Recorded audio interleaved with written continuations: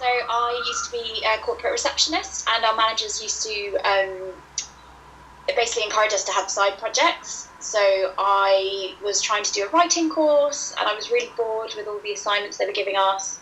So I thought I'd get myself into the habit of writing every day by starting a blog, and then quickly discovered that that was now a thing that people did to make money. So I sort of just started working on it more and more, and it just kind of got bigger and rolled from there, really. But it was basically just boredom that got me started.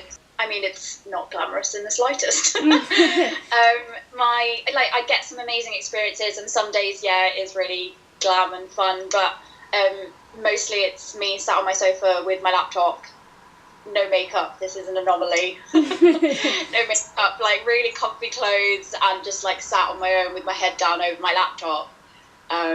It's a lot less glamorous than it may appear. I quit my reception job beginning of last year, so I've done it full-time for over a year now. And I'm actually just in the process of getting a part-time job. Just because the whole sitting alone with my head down over a laptop was starting to affect my mental health a bit, and I need a reason to get out of the house, basically. And that's pretty much it. I think it affects some people more than others. I think it didn't used to, like last year, because I've had such a big change of the kind of content I create, whereas before it used to be very London based. I used to meet up with other like creators, and we'd do photo shoots, and I'd be seeing people all the time. Because I've now started doing more Photoshop based creative work, I do a lot of that at home on my own. So I've gone from maybe going into London 2 or 3 times a week to maybe, 2 or 3 times a month. Like I don't go in as much as I used to.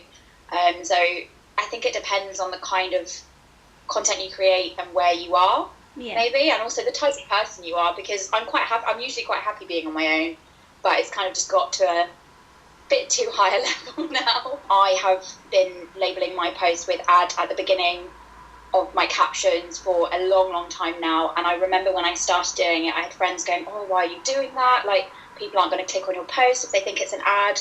But for me, I think that transparency is really important.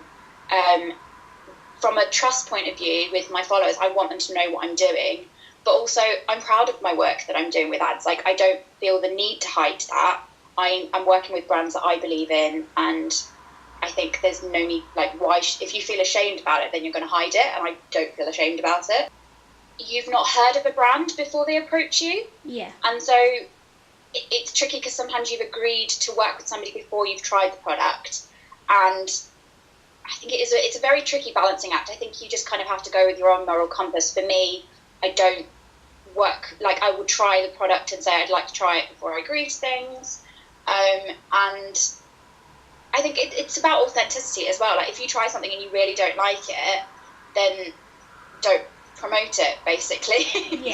I don't know, it's a trick. I think it is, you need to believe in what you're promoting, but I don't think you necessarily have to have been using it for years to be able to talk about it in a positive way. These days I don't tend to do so much just on the free products unless it's something spectacular, because there's a lot of work that goes into it. Like, it seems really nice, but actually that, I got one little pot of nail varnish, and I've had to try it, I've had to take photos of it, I've had to edit the photos, I've had to write the post, I've had to edit the post, then I've got to promote it. So it's actually a good solid, like, 3 to 4 hours work for a £5 nail polish. Like, even in terms of minimum wage, that does not compute. It's one of those things that I think people see the outcome. It's the same as like watching sport. You watch a tennis match of, like, I don't know, Nadal, and you're like, oh, it's effortless, like, look, he just knows exactly, like, I could do that. And then you go and do it and you go, actually, this is really hard.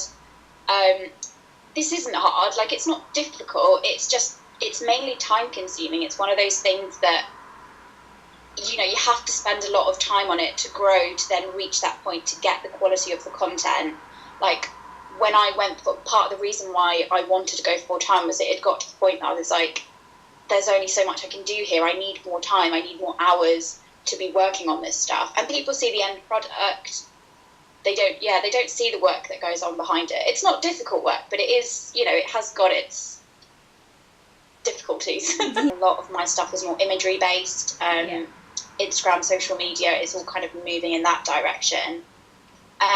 But for me, the best part has always been the community, because that that was kind of what got me really excited about it at the beginning. I was writing for the sake of writing, and then what kept me hooked was that I could meet other people, and all of my closest friends now are people that I've met through blogging, through the internet, and I still do. Like, there's people that I talk to on a regular basis on Instagram who I've never met in real life, but I still talk about them as if they're friends.